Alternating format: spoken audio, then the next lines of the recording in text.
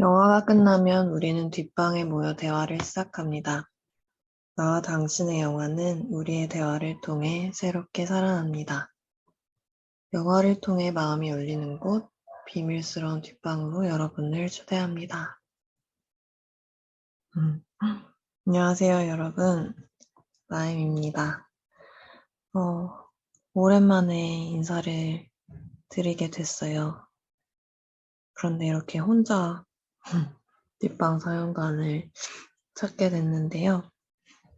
음, 어떤 인사를 드리면 좋을까 생각을 하다가 제가 최근에 처음으로 만나서 오래된 마음으로, 오래된 시간으로 사랑하게 된 책 한 권을 펼치게 됐어요. 그 책에서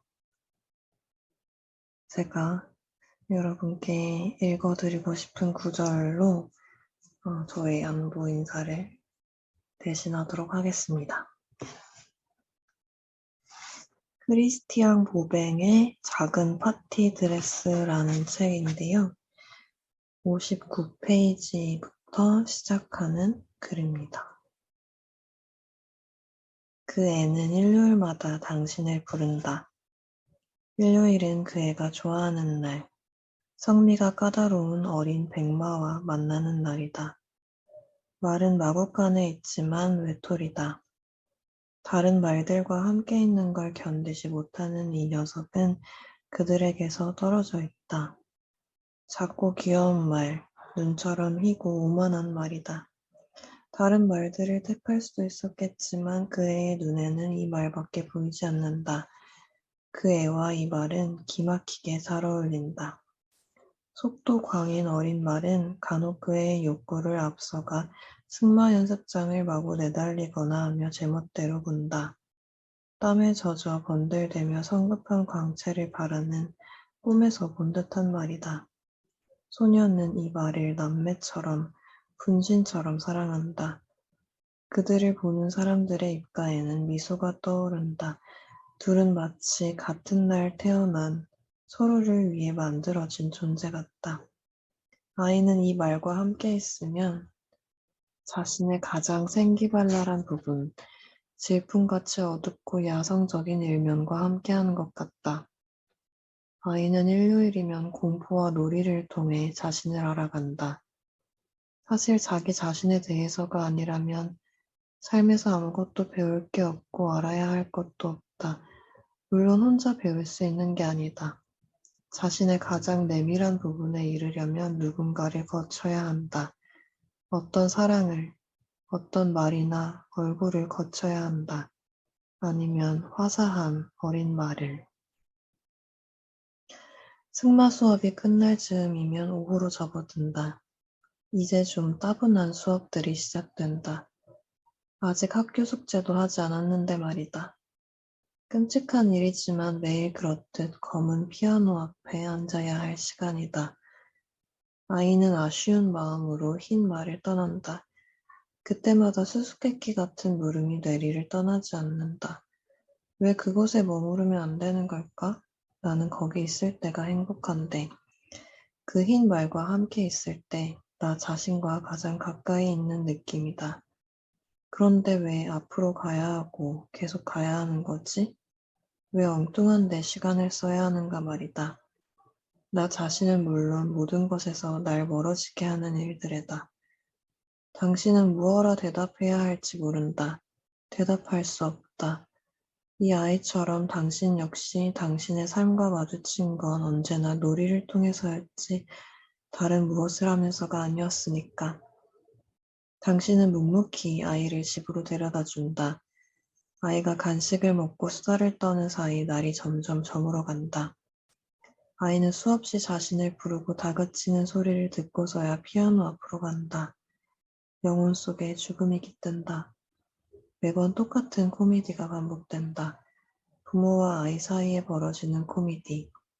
아이가 나아갈 길을 조금씩 구상해가는 이들과 졸지에 전원 속으로 사라지는 아이. 걷는 부모와 춤추는 아이. 간혹 부모가 다투기도 한다. 애가 하고 싶어 하는 대로 놔둬요. 그러다가 이 애는 아무것도 못하고 말걸요? 그 사이 아이는 슬쩍 내빼고 만다. 하지만 부모가 한패가 되어 맹렬한 기세로 언성을 높일 때도 있다. 아이는 피아노 앞에 와 앉는다. 끝까지 투항을 거부하다 마지막 순간에 이르러서야 흰 건반과 검은 건반을 두드린다. 처음에는 주저하듯 연주한다.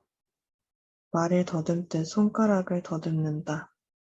악보 위로 고든 시내가 흐른다.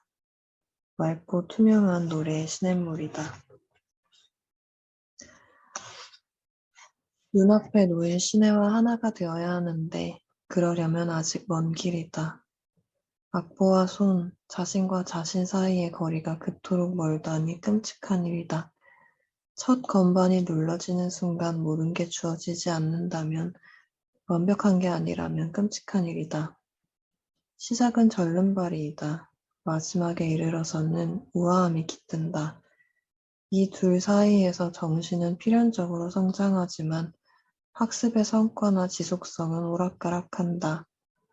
시작과 끝은 동시에 주어진다는 걸 우린 나중에야 알게 된다. 아이의 서투름과 신의 경쾌함, 꽃과 열매는 전혀 다르지 않다는 걸 훨씬 뒤에야 알게 된다. 우아함이 우리의 서투름을 몰아내는 게 아니다. 우아함은 서투름을 완성한다. 두 개의 음이 떨리는 순간 음악은 이미 환한 빛을 발하며 그곳에 있다. 미약한 시작 속에 성취되어 있다. 그 다음은 단순하다. 잇따르는 습득은 아무것도 아니다. 음악이 자신에게 오도록 내버려두면 된다. 느린 걸음으로, 날마다 조금씩 더 가까이, 황금 말인 음악을 길들이는 것이다. 당신의 손가락으로 그에게 먹이를 주는 것이다. 당신은 건반 위로 숙여진 아이의 등을 바라본다. 우리가 모르는 세계에 울타리 훨씬 저편, 악보 훨씬 저편에 존재하는 맞서기 위한, 자신을 알아가기 위한 고된 작업이다. 배운다는 건 무엇일까? 연주하는 법을 배우고 살아가는 법을 배운다는 건 무엇일까? 자신의 가장 근원적인 부분을 더없이 생생하고 반항적인 무언가를 건드리는 게 아니라면 말이다.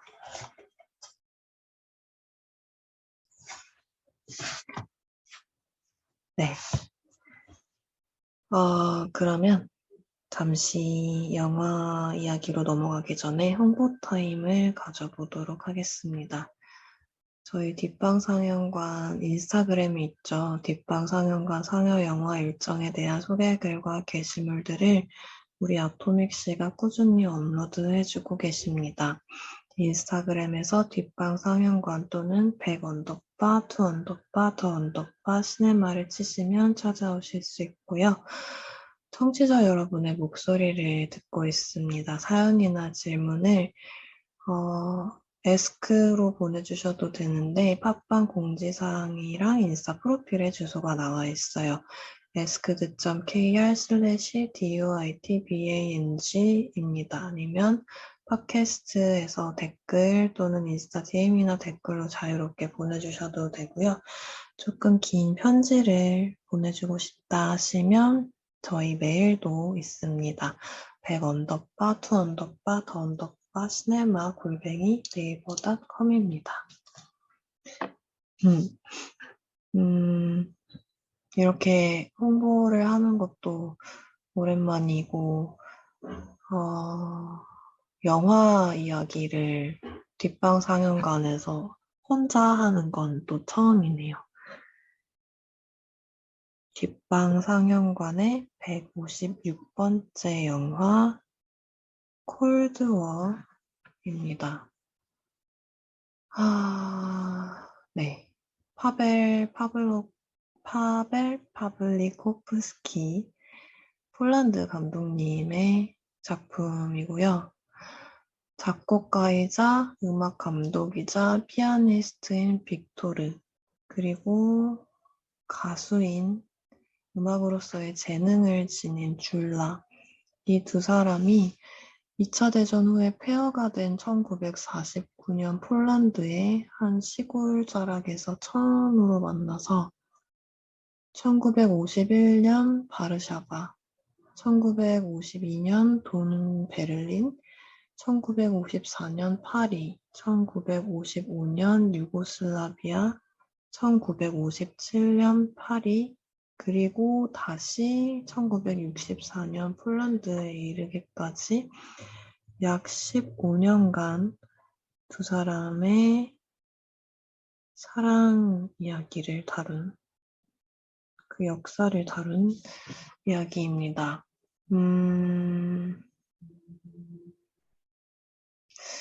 제가 이 영화를 데려오게 된 거는,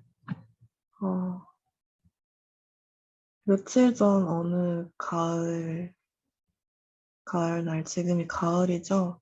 서울은 겨울이라고 들었는데, 제가 있는 곳은 아직 여름 말, 가을 초인 것 같습니다. 그때 문득 입방사령관 친구들이 다음 달 영화 선정 회의하는 거를 그냥 물끄러미 지켜만 보다가 문득 오랜만에 소식을 전하고 싶다라는 마음이 불쑥 고개를 들었는데 그 밤부터 다음날 아침까지 어떤 영화로 찾아오면 좋을까 여러 영화들을 이렇게 마음으로 가늠을 해보면서 살펴보다가 이 영화가 너무 강렬하게 다가오더라고요. 그 울림을 무시를 하지 못하고 이 영화로 여러분을 찾아뵙게 됐는데 제가 혼자서 서울에서 영화관을 찾았던 일은 아주 자주 있었던 일이지만 유난히도 이 영화를 혼자 봤던 날 역시도 선명한 기억으로 남아 있습니다. 작은 영화관에서 콜드워라는 영화를 처음 만나고 그 시간 오롯이 흠뻑 그 흑백의 화면 속에서 펼쳐지는 그 깊이와 울림에 젖어 있다가 서울의 차들이 오가는 그 도로로 딱 찬 공기 속에 나섰을 때 여전히 영화의 여운에 젖어 있던 제 모습이 지금도 눈앞에 그려지는 것 같네요. 그러고서도 이 영화 속에 나오는 굉장히 저한테는 선명한 어떤 자국을 남긴 지금도 그 자국을 계속 남겨가고 있는 음악들, 노래들, 그리고 그 이야기 자체가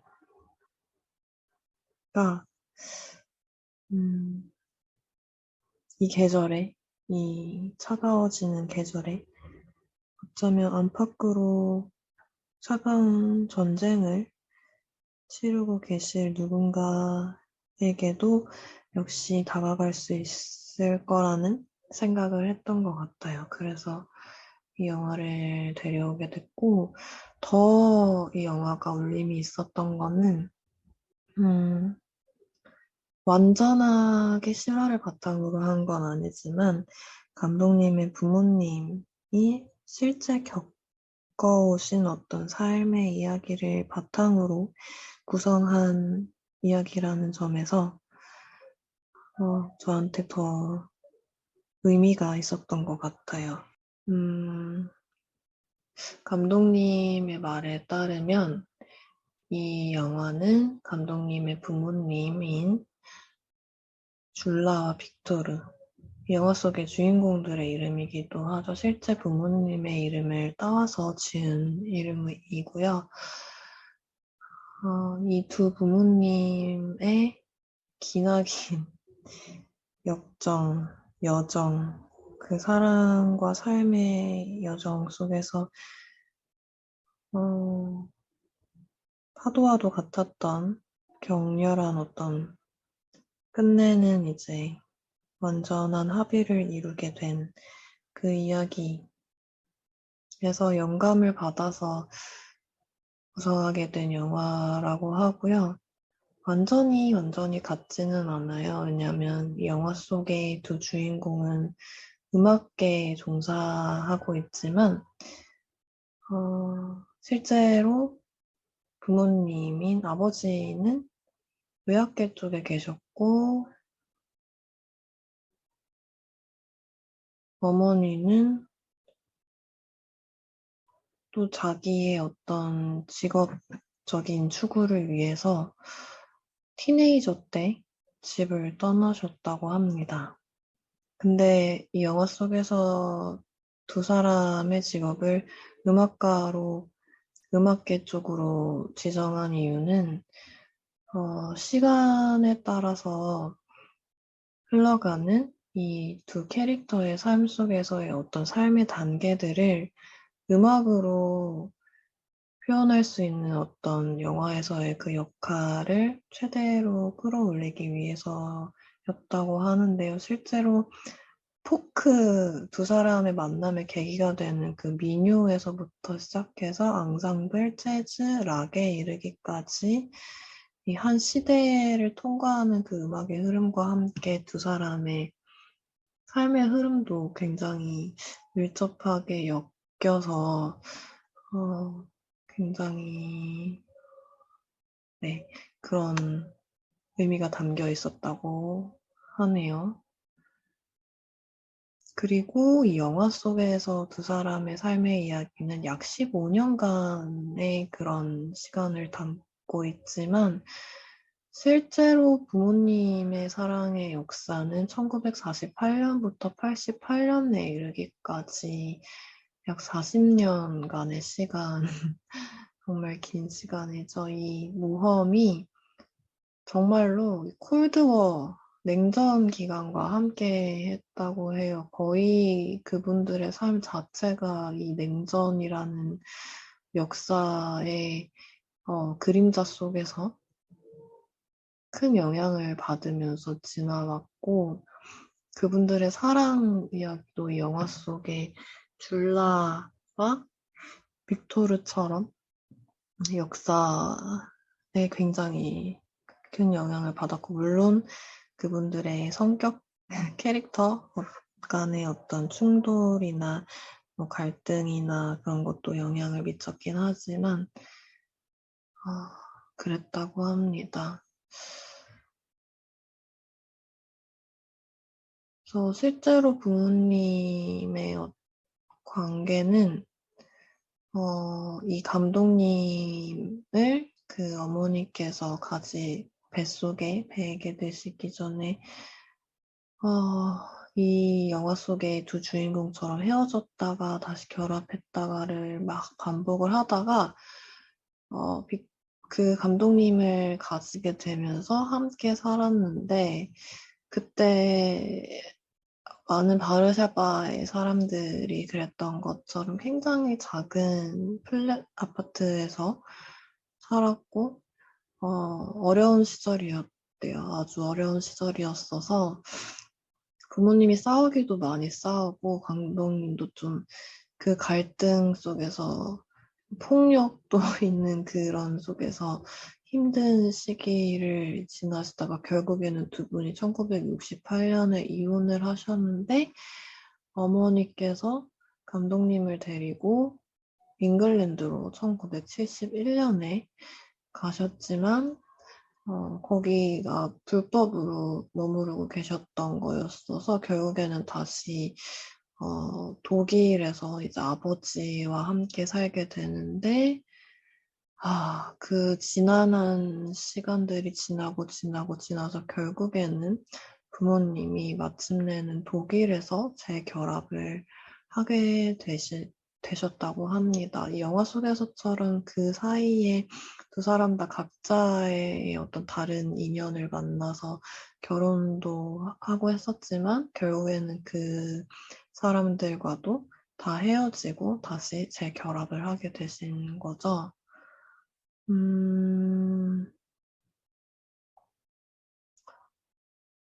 제가 인상적이었던 게 감독님의 말씀이었는데, 결국에는 마지막에 가서는 그 모든 어떤 정치적인 상황이나 변하는 환경이나 사람들 속에서도 결국에 두 사람에게 남은 건 서로밖에 없다는 거를 부모님이 마지막에 가서 깨닫게 되셨다는 거예요.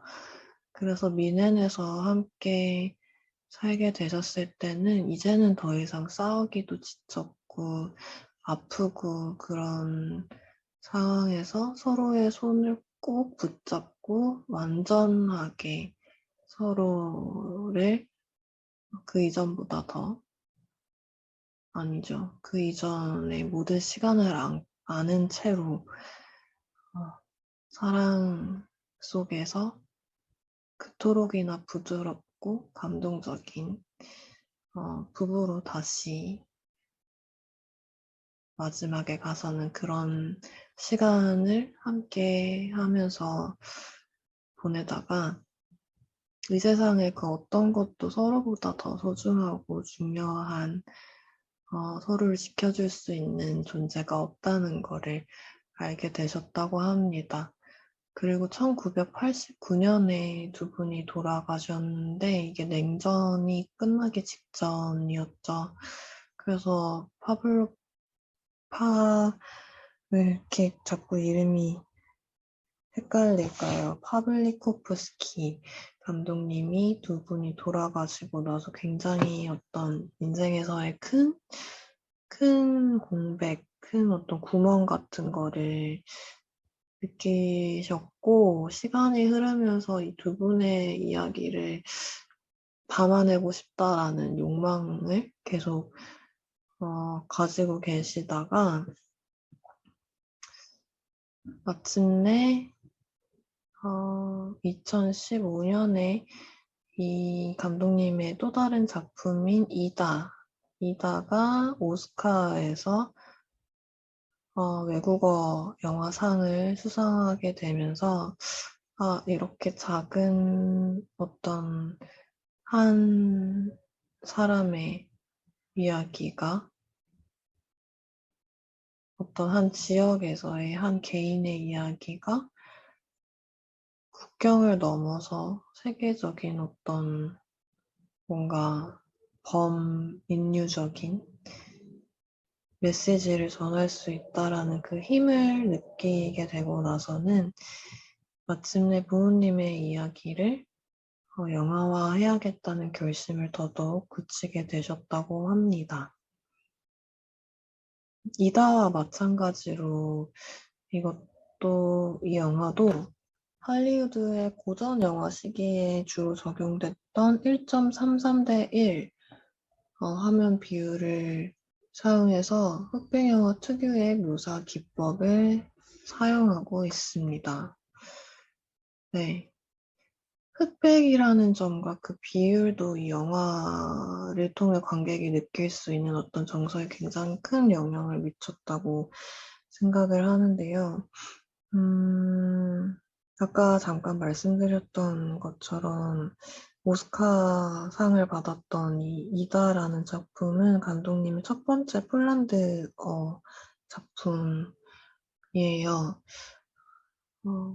고아로 자란 한 여성이 수녀원에서 자란 한 여성이 이제 평생 수녀로서 이제 삶을 이어가겠다라는 약속을 하는 서원식이 있기 전에 자신의 유일한 혈육인 이모를 찾아가서 어떻게 자기가 고아가 되었는지, 부모님은 어떻게 돌아가셨는지 그 배경을 알게 되는 이야기인데요.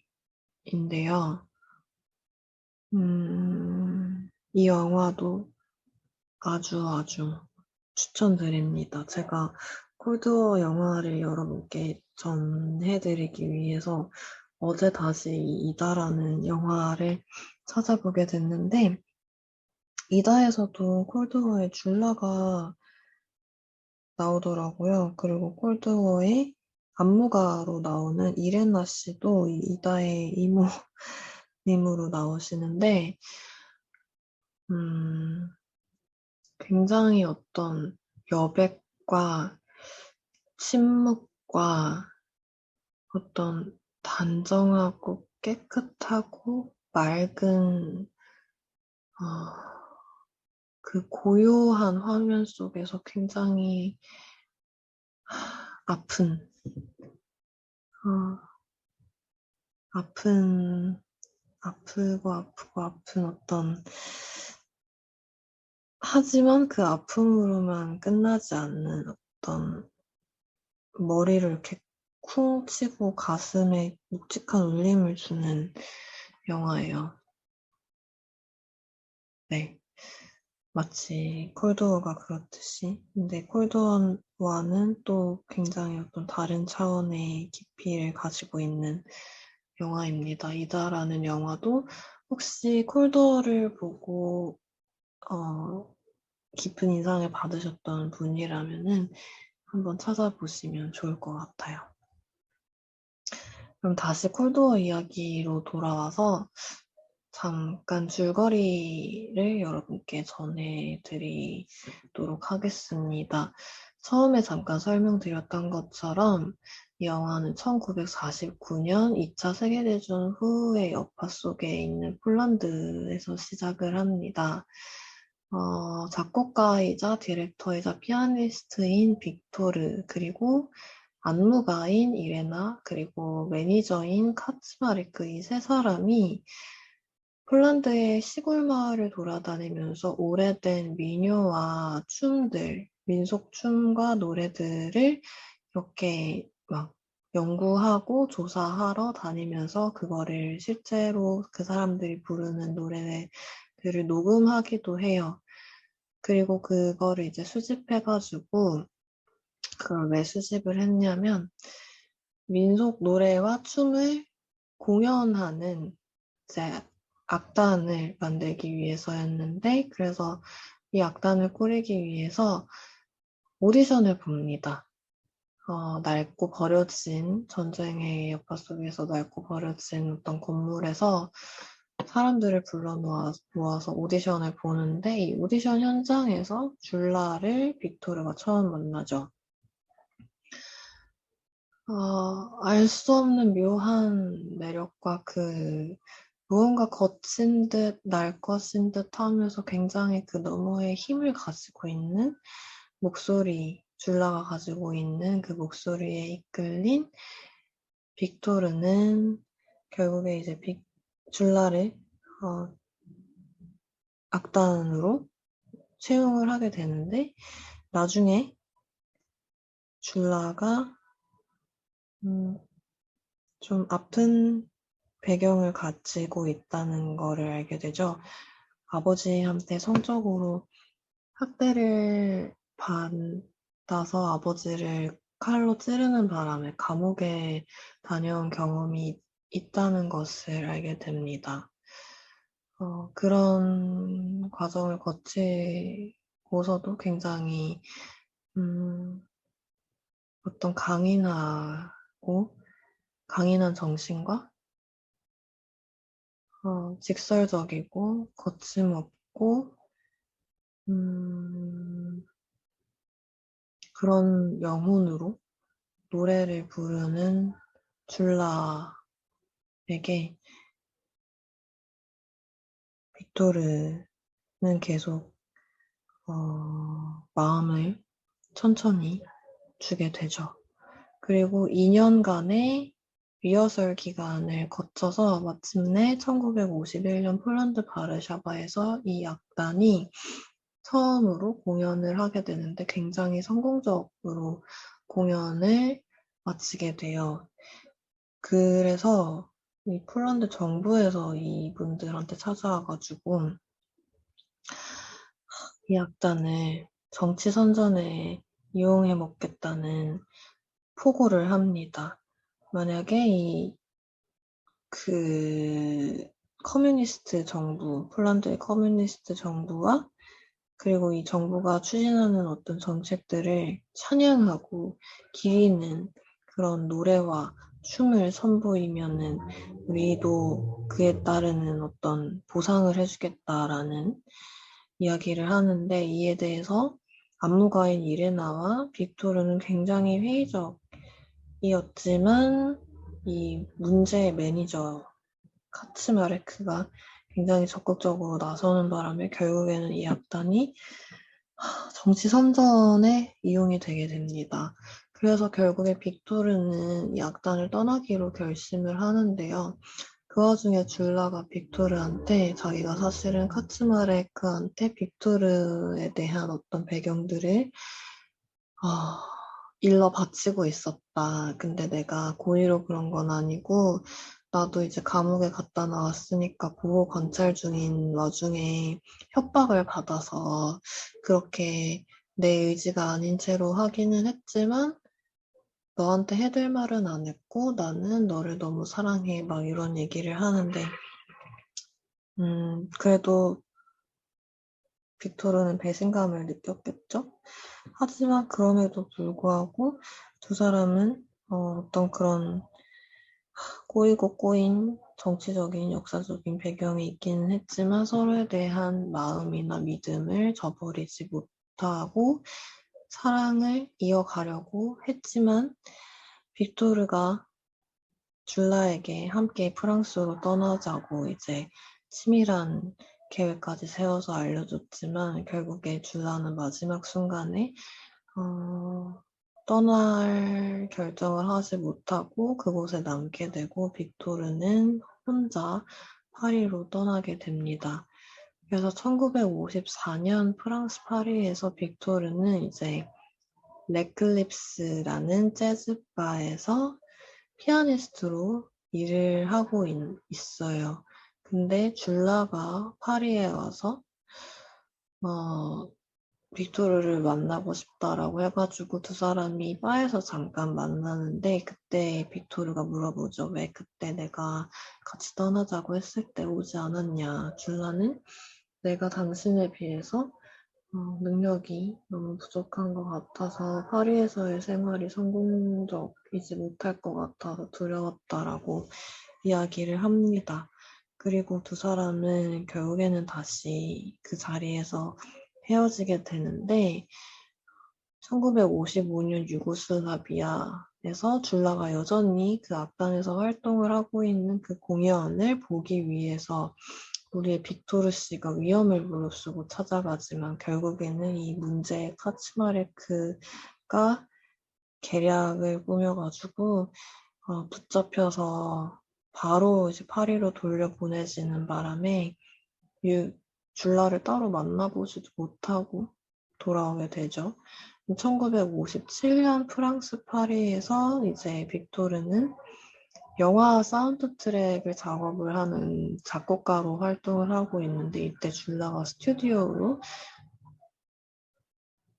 빅토르를 만나러 찾아옵니다. 그리고 자기가 이탈리아 남자를 만나서 합법적으로 폴란드를 떠나서 살고 있다. 그 사람이랑 결혼을 했다라는 충격적인 소식을 전하고 사실은 이제 그때 빅토르도 프랑스 시인인 어떤 여류 시인과 줄리에트와 연인 관계에 있었는데 그런 상황 속에 있었음에도 불구하고 두 사람은 서로에 대한 마음을 접지 못하고 뜨거운 사랑을 이어나가게 되고 줄라가 계속 프랑스에 남아서 활동할 수 있도록 해주기 위해서 미셸이라는 그 음악계의 프로듀서를 소개를 해줌으로써 줄라가 자신의 앨범까지도 녹음할 수 있도록 빅토르가 환경을 마련을 해줍니다. 하지만 자신의 언어가 아닌 프랑스어 그리고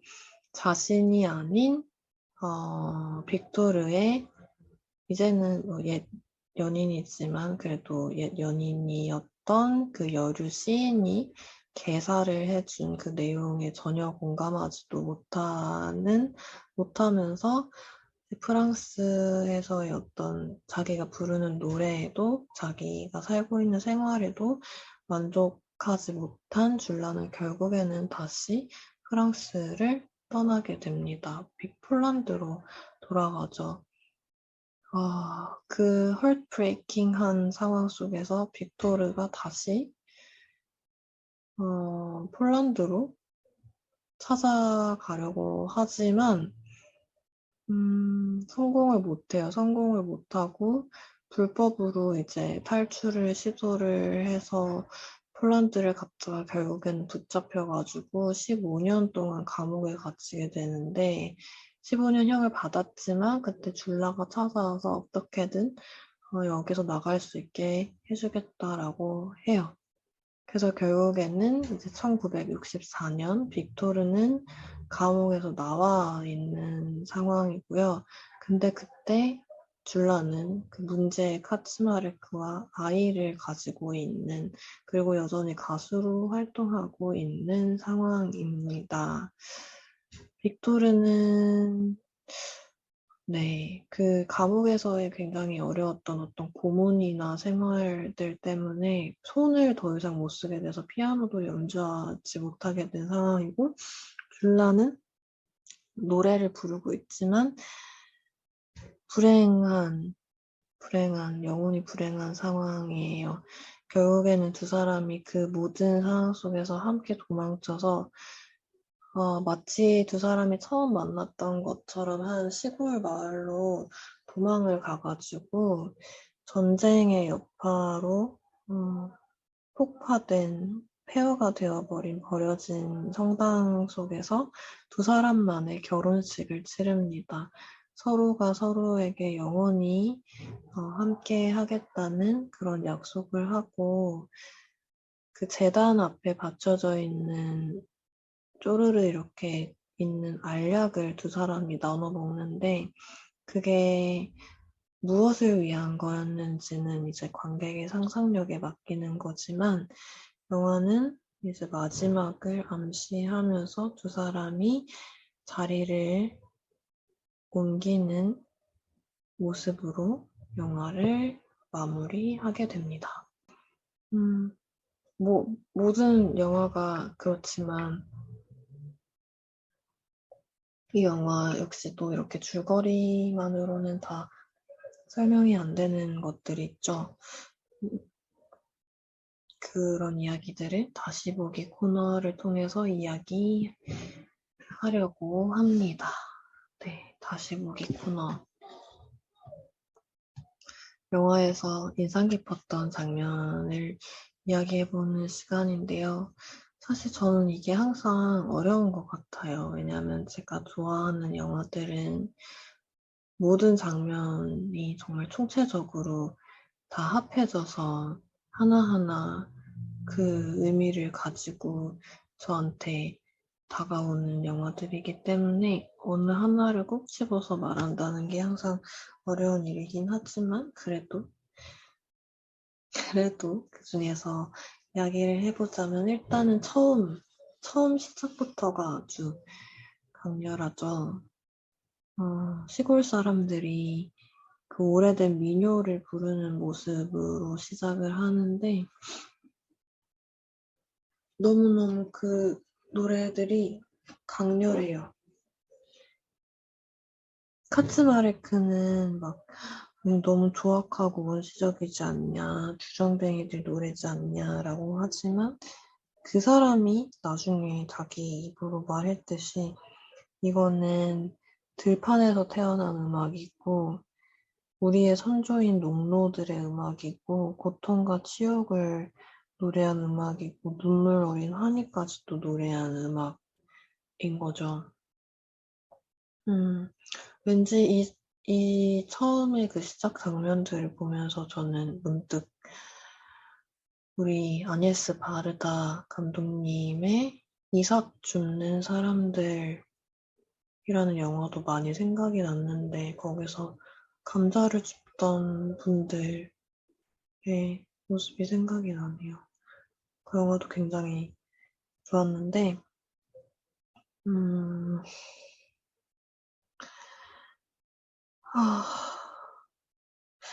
영화 시작에서 나오는 그 민요가 어쩌면 이 영화를 통틀어서 전개가 되는 줄라와 빅토르 사이의 그 이야기를 암시해주는 것 같기도 하고, 동시에 그 너머의 어떤 한 시대, 우리가 굉장히 오래된 어떤 옛날 이야기나 그게 뭐 어느 나라에서든 뭐 그게 폴란드든 아니면 인도든 네팔이든 아프리카든 뭐 우리나라든 그게 어느 나라든 굉장히 어떤 오래된 음악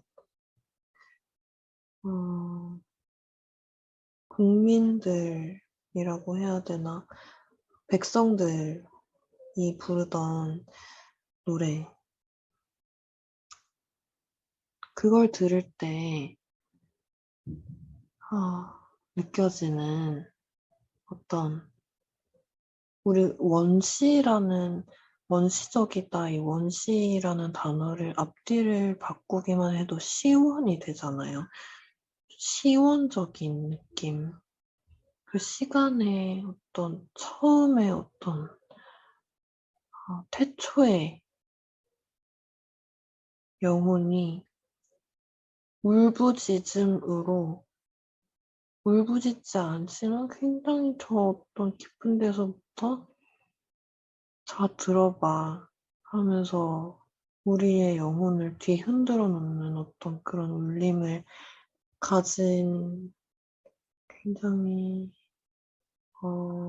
이 시간 우리가 머무르고 있는 이 현재의 시간을 다 넘어서서 과거부터 현재부터 미래까지를 어떤 꿰뚫는 듯한 울림이 느껴진단 말이에요.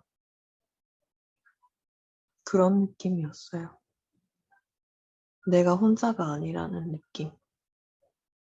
내가 이 시간에 지금 여기 존재하고 있지만 그리고 사실은 그게 전부지만 그게 전부가 아니라는 느낌. 저는 가끔 그럴 때가 있는데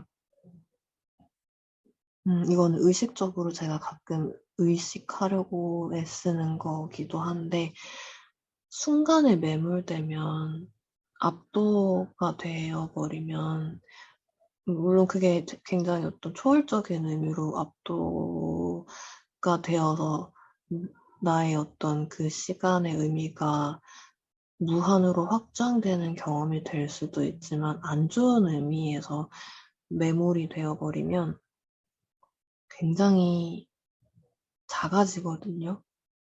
나라는 사람의 가슴도 작아지고 내가 감당할 수 있는 어떤 무게도 굉장히 작아지고 그래서 내가 꺾이고 무너지고 저 깊은 구덩이 속으로 하염없이 들어가 버려요.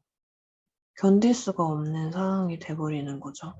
근데 그때 이게 다가 아니라는 것, 이게 다가 아니고 어떤 우주적인 차원에서의 그 무한한 어떤 시간이나 공간이라는 차원을 떠올리면 오히려 그 무한한 시간 속, 공간 속에 작은 점인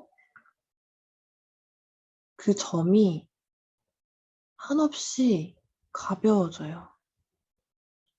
그게 다가 아니거든요. 그게 단데 그게 다가 아닌 거예요. 그 점이 그렇게나 가벼운 거예요. 그래서 매몰되는 무거움에서 순간적으로 이렇게 해방이 되면서 견딜 수 있게 되는 거예요. 견딘다기보다 초월을 하는 거죠. 혹시 제가 무슨 말을 하고 싶은지 이해를 하고 계신 분들이 있을지 모르겠는데, 네. 그런 느낌이었습니다. 이 처음에 그 민요를 부르는 분들의 어떤 날 것의 표정들과 그 눈 속에서, 그 목소리 속에서 제가 느낀 것이 그런 것이었어요. 그리고 그 음악들이 그랬던 것처럼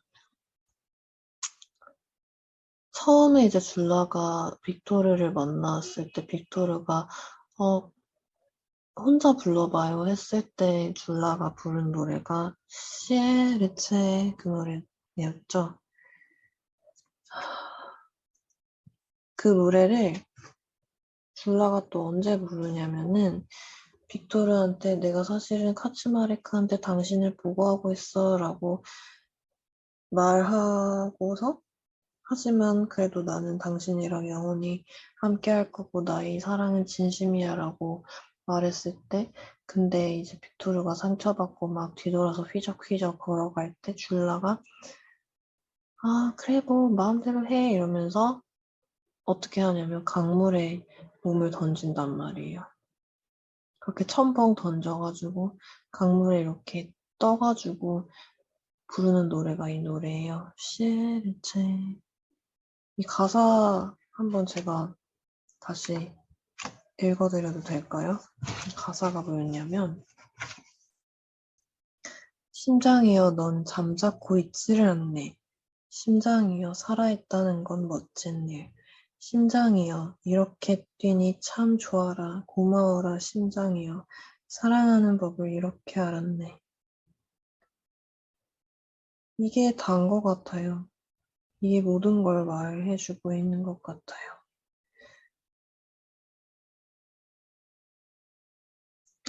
우리가 죽어있을 때가 있잖아요. 살아있지만 죽어있을 때가 있는데, 벌새에서도 그런 장면이 나오죠. 언니한테 선생님이 살다가 힘들 때 손가락을 본다고 손가락을 이렇게 움직이면서 손가락이 움직이는 거를 하나하나 보면은 아 뭔가 힘이 난다고 그런 말이 나오는데 심장이 뛰는 것도 그런 것 같아요. 저도 막 몸이 아프거나 기력이 없어서 혹은 뭐 어떤 일이 있어서 굉장히 다운될 때는 정말 아무것도 할 수 없을 것 같다가도 모든 게 다 무의미해 보이고 막 진짜 세상 다 산 것 같고 막 그렇다가도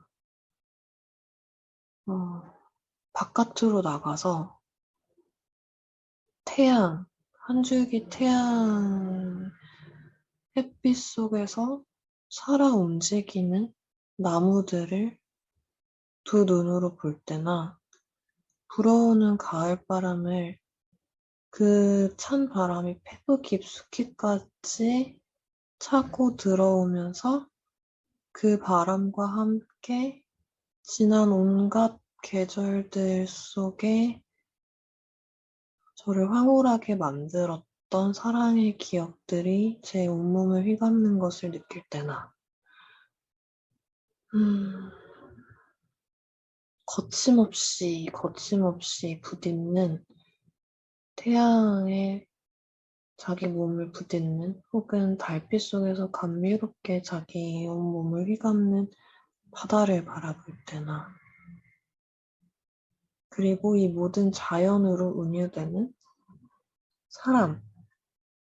사람들의 웃음과 눈물과 사랑과 고통과 아픔과 연대와 공감과 그리움과 슬픔과 환희와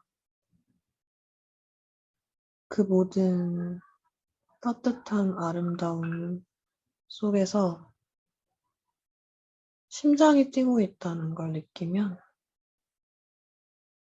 심장이 그 사랑을 통해 뛰고 있다는 걸 느끼면 아, 이런 게 살아있다는 거구나. 나는 지금 살아있구나.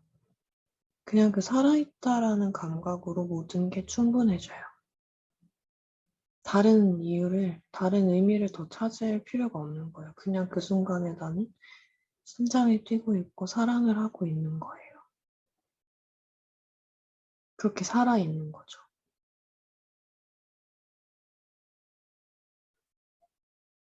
그래서 이렇게나 어떻게 보면은 단순할 수 있는 노래이지만 모든 것을 이야기하고 있는 노래, 그리고 그 노래를 부른 줄라, 강물에 뛰어들어서 이 노래를 거침없이 부르는 줄라가 참 좋았습니다. 강물에 뛰어들어서 이 노래를 부르고 나서 바로 다음에 이어지는 장면이 뭐냐면 불 앞에서, 타오르는 불 앞에서 두 사람이 서로를 마주보고 있어요. 역시 타오르는 여인의 초상이라는 영화도 생각이 나네요. 거기도 물과 불이라는 요소가 나오는데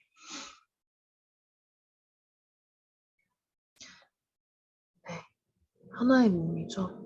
다른 몸이기 때문에 서로가 서로를 필요로 하는 물과 불이라는 존재. 물도 사랑의 속성을 가지고 있고 불도 사랑의 속성을 가지고 있는 것 같습니다. 여러분은 어느 쪽에 더 가까우신가요? 사실 모두가 두 가지를 다 가지고 있겠죠? 저는 물이라는 것에 더 뭔가, 뭐랄까, 친근감? 유대감을 느끼긴 하지만, 저는 바다를 보면 그렇게 좋을 수가 없거든요. 어떻게 이렇게 좋지 싶은데, 어떻게 그렇게 좋아요? 하염없이 바라볼 수 있어요. 하염없이 바다만 바라보다가 그냥 바다가 되어버리고 싶어요. 그런 마음이 드는데, 불은 또 다르죠. 타오르는 촛불을 눈앞에 두고 있을 때도 굉장히, 여러분도 아시죠? 불멍이라는 말. 저는 바다멍, 물멍, 하늘멍, 달멍도 좋아하지만, 불멍도 참, 우리가 우리와 닮은 것들, 우리를 이루고 있는 것들을 가만히 오래도록 바라보고 있으면 잊고 있던 감각을 깨우게 되나 봐요. 그런 것들이 살아나나 봐요. 내가 불 같은 것들을 가지고 있는데 내가 불 같은 것들을 가지고 있다라는 걸 잊고 살다가 불을 바라보면 가만히 바라보면서 그게 자기 자신을 태우면서 녹아내리면서 휘발시키면서 재로 만들면서 타오르고 있다라는 것을 바라보면 내가 불이 되는 거예요. 내가 물이라는 것을 잊고 살았는데 물을 하염없이 바라보면서 저렇게 흐르고 하염없이 흐르고 또 동시에 거침없이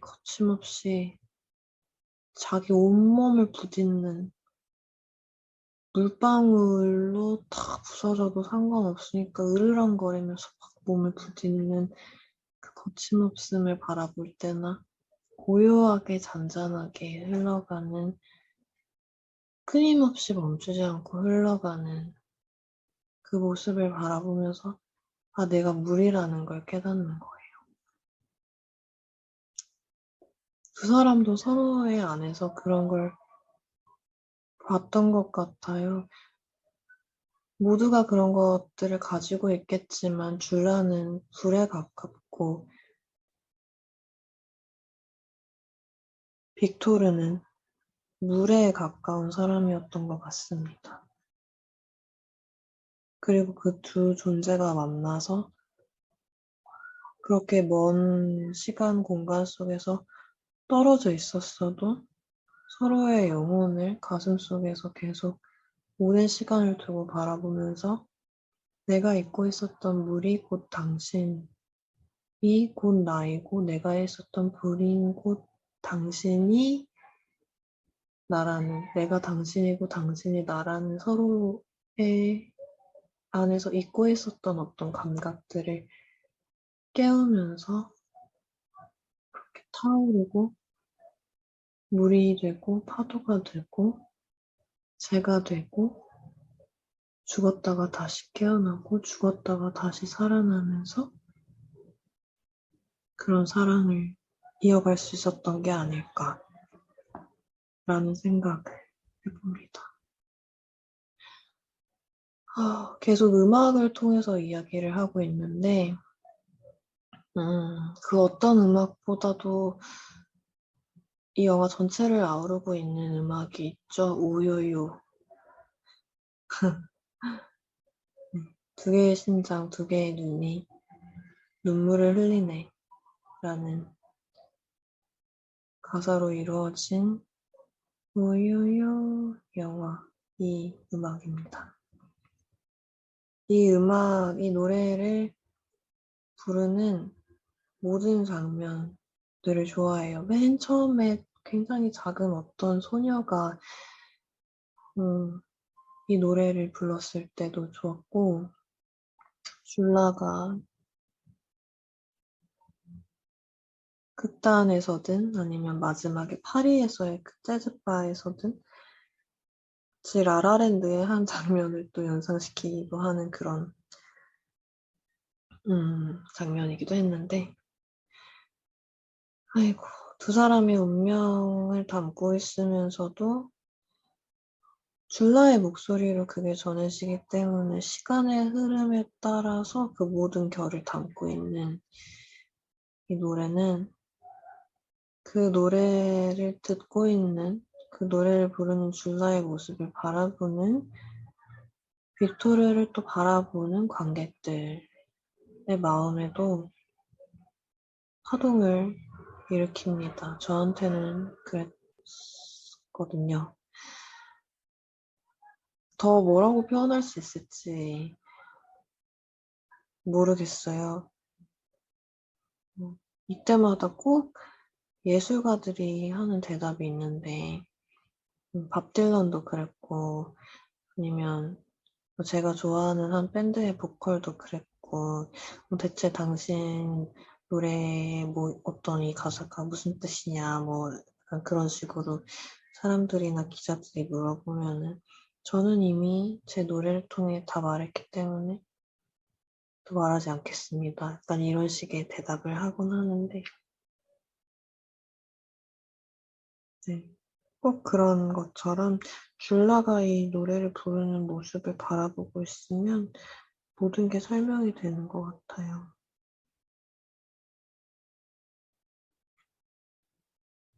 함께 할 수 없으므로 그 역사 속에서 그 차갑게 차가운 그 전쟁에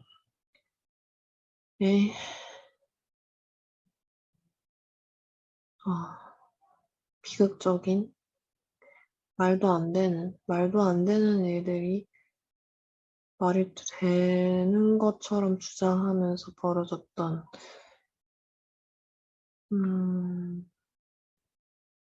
시대의 파도에 휩쓸린 개인들의 목소리가 그리고 그런 어떤 특별한 냉전이라는 시대에도 그렇지만 사실은 우리 모두가 크든 작든 한 시대 속에서 전쟁을 치르면서 살고 있잖아요. 그 전쟁 속에서 치열하게 숨을 쉬고 살아가면서 누군가를 또 그리워하고 애달퍼하면서 그럼에도 불구하고 자신의 온몸을 태우면서 살아갔던 이들의 가슴속에 불꽃을 피워올리는 촛불 같은 하지만 때로는 거센 장작불 같기도 한 그러다가 또 저기 강물, 밤의 강물에 비치는 달빛 같기도 한 그런 노래인 것 같아요. 오늘은 이 노래를 들으면서 잠을 들어야 할 것 같습니다. 제가 뭔가 제 마음을 다 제대로 말로 표현하지 못하고 있는 것 같지만, 마지막 장면에 대한 이야기로 넘어가 보도록 하겠습니다. 다른 쪽으로 가자. 거기 경치가 더 좋아. 라고 하면서 줄라가 빅토르의 손을 잡고 이동을 합니다. 그러면서 영화가 끝이 나죠.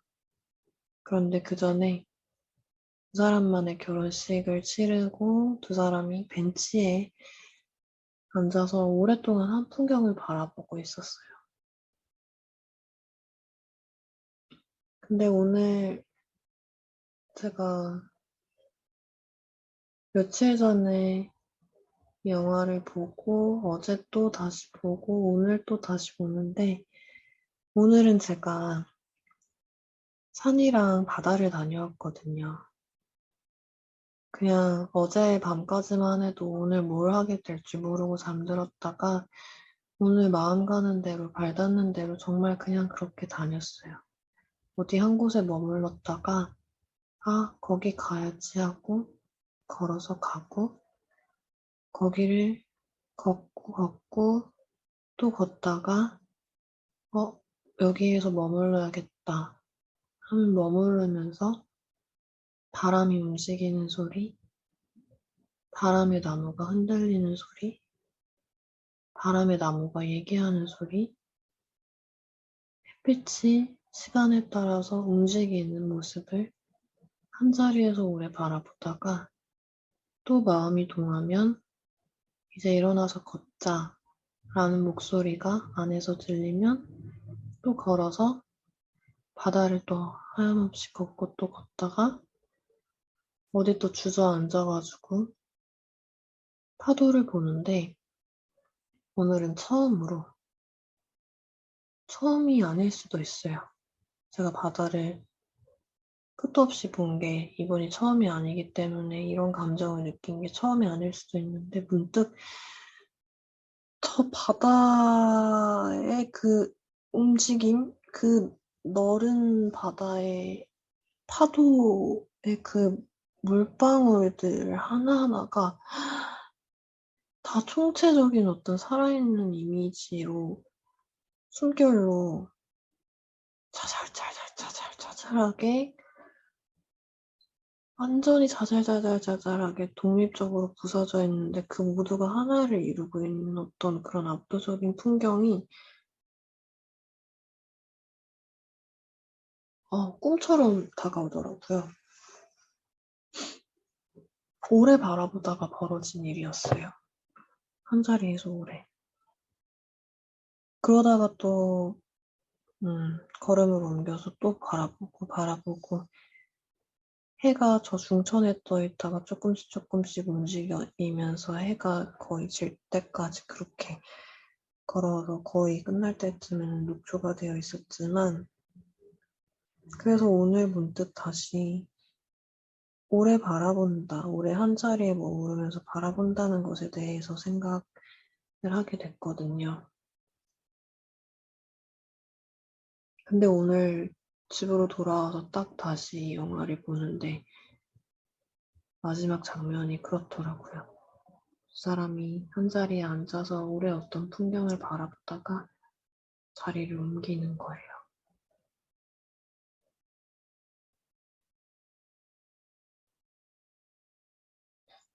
평소에는 마음이 자주 시끄러워요.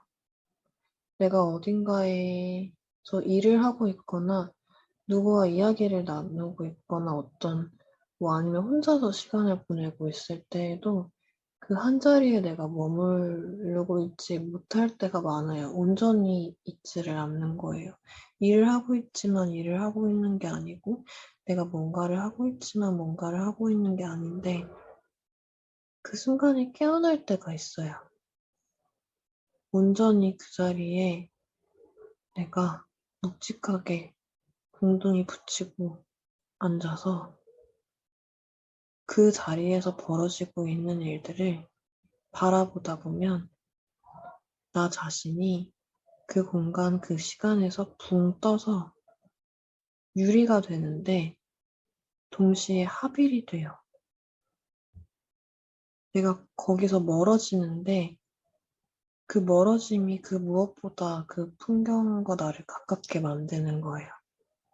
그래서 이전에 보이지 않았던 것들이 굉장히 작은 어떤 퍼즐 조각들이 하나하나 다 눈에 들어오는데 그 하나하나가 전체 속에서 보이면서 어떤 경이로운 풍경을 만들어내는 거예요. 그래서 마침내 내가 그 풍경과 하나가 돼서 그걸 사랑할 수 있게 되면 다음 페이지로 넘어갈 수 있게 되는 거예요. 나는 그 다음 페이지와도 합의를 이루고 사랑하게 될 거거든요. 새로운 페이지에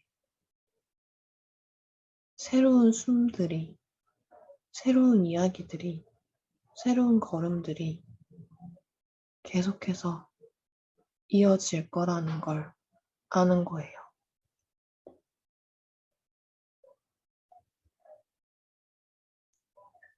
그래서 이 영화도, 이 이야기도, 이 두 사람의 삶도 사랑도 앞으로도 계속 이어질 거라는 걸 아는 거예요. 저는 그렇게 느꼈던 것 같아요.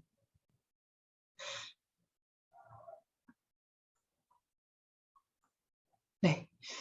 그러면 영화에 따라 다른 코너로 넘어가서 이야기를 해볼게요.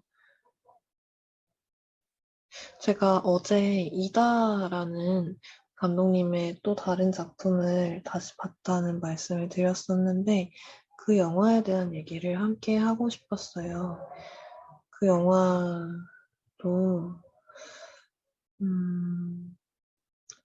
이다라는 영화와 콜드워라는 영화에서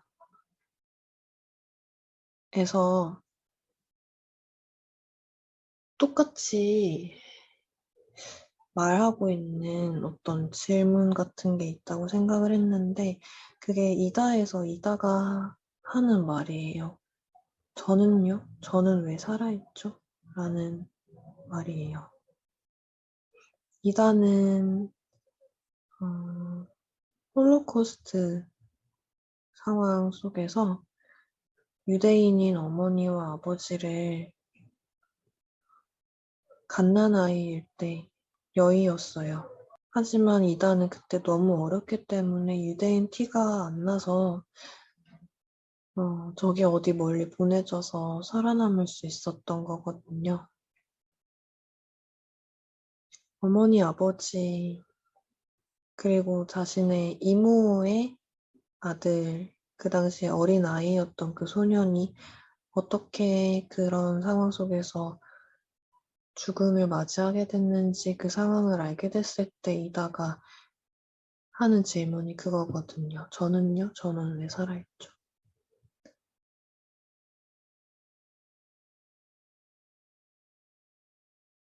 아마 이런 질문을 이다와 같은 굉장히 가슴 아픈, 견딜 수 없는 그런 상황 속에, 그런 역사 속에 놓여본 한 개인이 아니었더라도 이런 질문을 해본 분들이 많을 거예요. 자기 자신에게, 혹은 뭐, 신에게, 세상에게. 이다는 그렇게 어딘가로 보내져서 수녀원에서 자라는데, 마지막 순간에 이제 속세에서 자기가 한 번도 살아보지 못했다는 것, 그리고 이모가 자신에게 남기고 간 어떤 그런 여운들 때문에 서원식에서 마지막에 이제 등지고 나와서 마음을 빼앗겼던 한 남자에게 가가지고 사랑을 나누고 그 다음날 바로 이제 다시 수녀원으로 돌아가게 되는데, 이다가 근데 서원식에서 수녀님들께서 하시는 말씀이 그거거든요. 가난과 순결, 순종을 약속하겠다. 이 마음과 회개, 겸손을 경시하지 않겠다. 이 마음과 회개, 겸손을 경시하지 않겠다.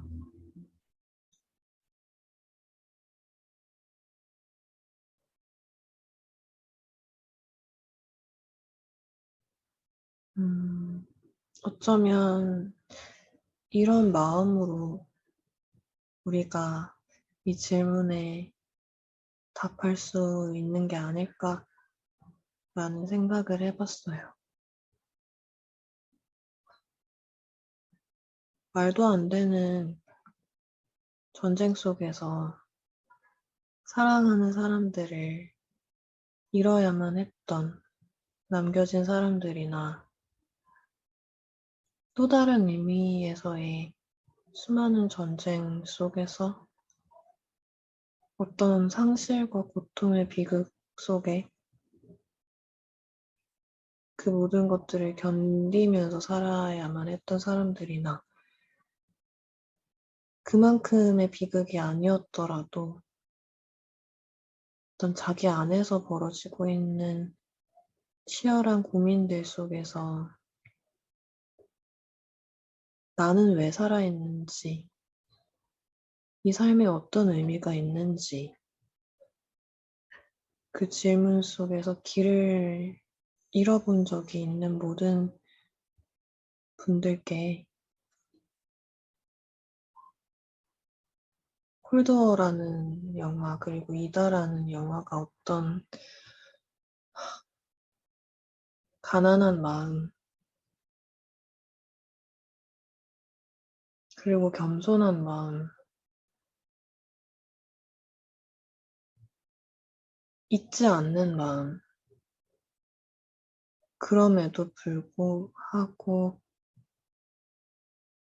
살아감 속에서 그 숨 자체로 타오르고 흘러가는 마음들을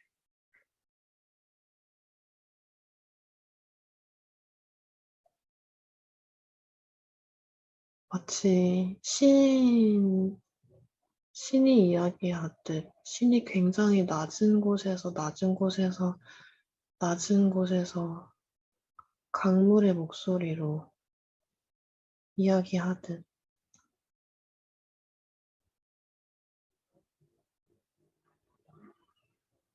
그렇게 이야기하는 것 같았습니다.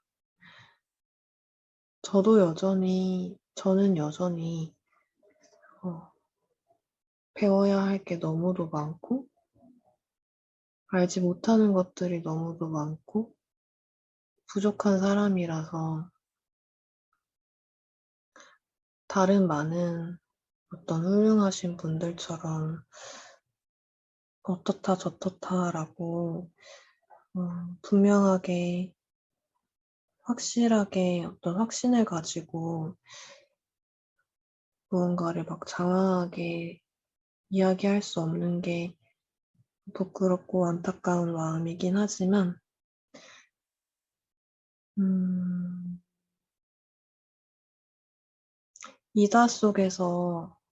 이다라는 영화 속에서 이다가 평온할 수 없는 고통 속에서 잠든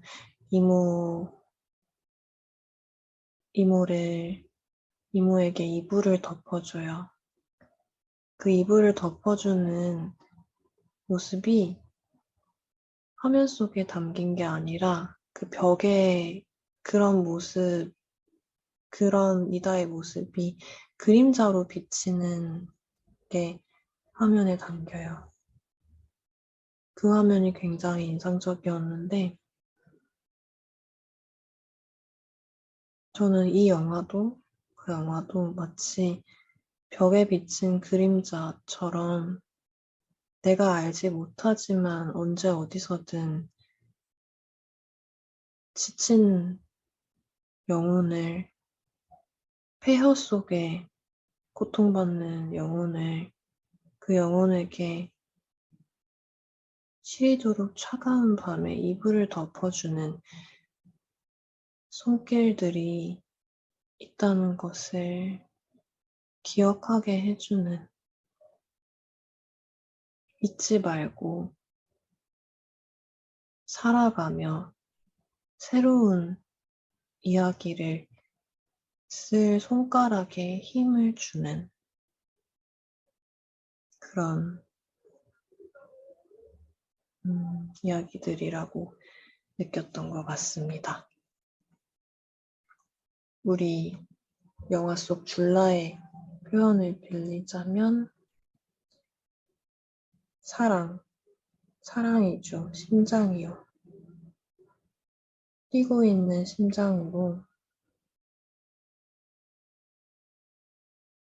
지난 아픈 역사를 잊지 않고 끌어안고 새로운 이야기를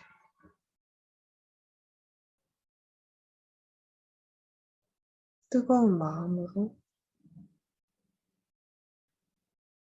맑게 씻긴 영혼으로 함께 노래할 수 있게 된다면 그렇게 기도하는 마음으로 살아갈 수 있다면 좋겠어요.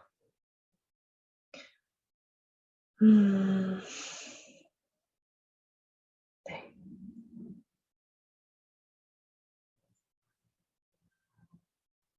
그러면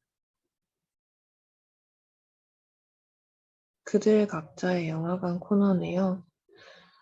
이 영화가 각자에게 어떤 의미로 남았는지 이야기하는 시간인데 보통 녹음 때는 이제 다른 친구들의 이야기와 핑퐁처럼 오가면서 그 친구들의 생각을 듣고 어땠는지 이야기도 듣고 하면서 그 속에서 또 새롭게 뽑히는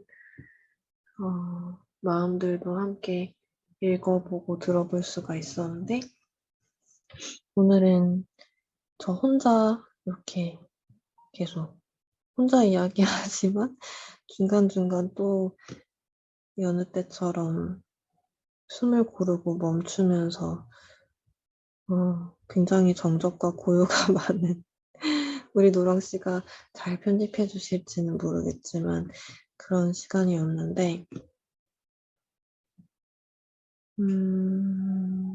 네, 이 영화가 그리고 이 시간이 저에게 어떤 의미였는지는 사실 앞에서 다 여러분께 이야기를 드린 것 같아서 물론 부족한 채로 남아있는 어떤 여백의 시간들도 있지만 마치 이다의 장면에서처럼 이다의 화면에서처럼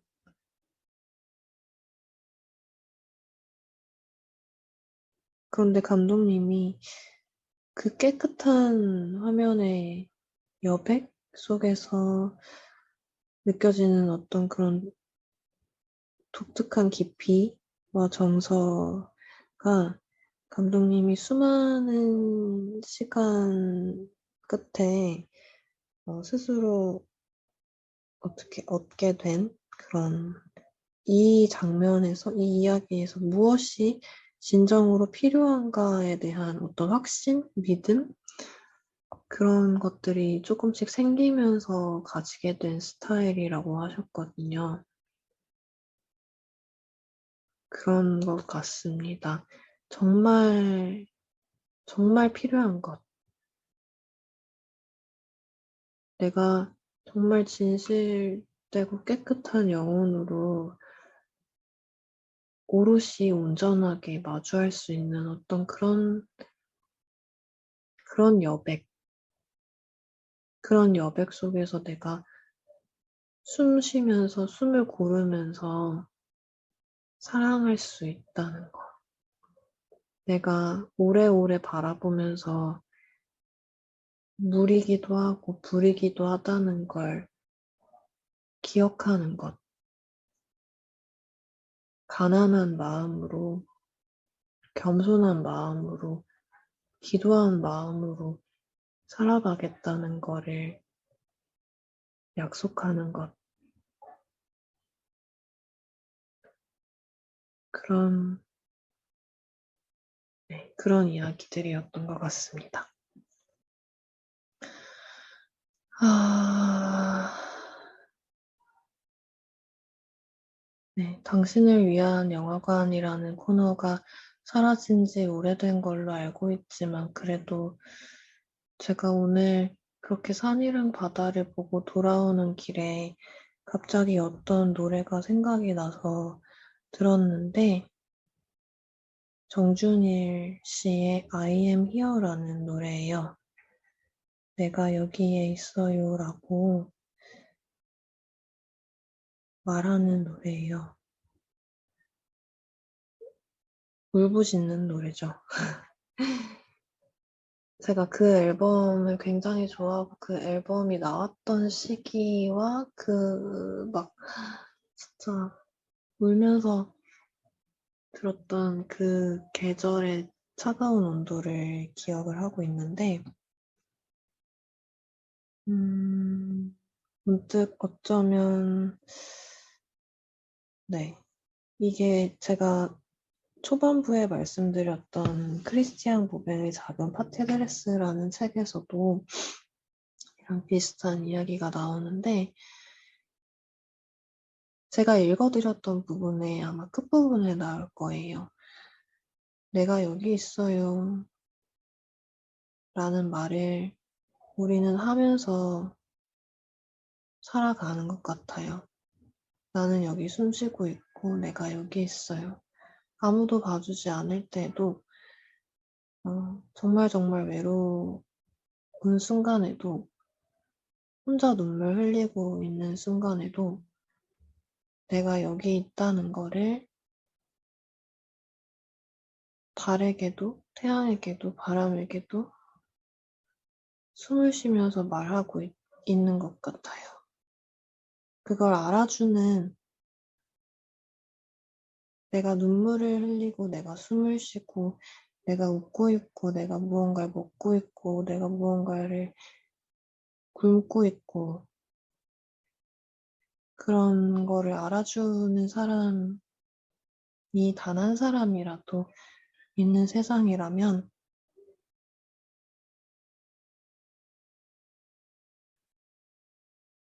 살아갈 수 있을 거예요. 우리 서로에게 그런 사람이 되어 주었으면 좋겠어요. 네.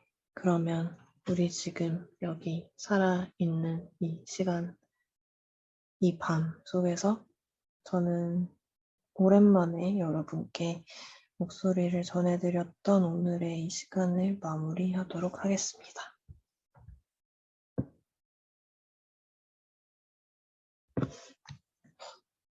상영이 끝났으니 계단 조심하셔서 천천히 나가주시기 바랍니다. 다음 영화도 기대해주세요. 안녕. 여러분 추운 계절이니까 잘 챙겨 드시고 따뜻하게 입으시고 건강하셔야 합니다.